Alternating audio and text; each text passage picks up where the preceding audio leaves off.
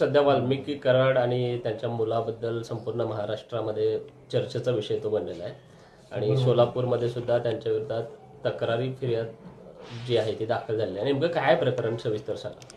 यामध्ये सुशील वाल्मिक कराड व त्याचे दोन साथीदार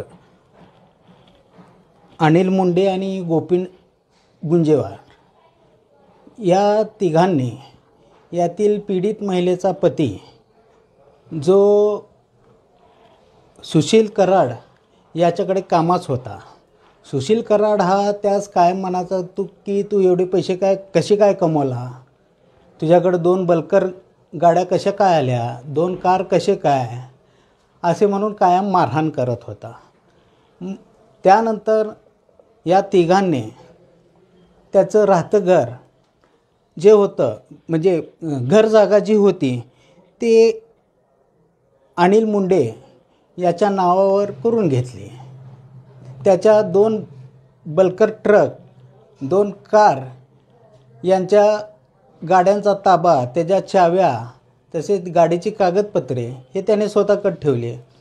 इतक्यावरच न थांबता त्याने पीडित महिलेच्या पतीचे 2.5 तोळ्याचे सोने हे टाक ज्वेलर्स परळी येथील सोनाराला विकून त्याच्याकडून पैसे घेतले.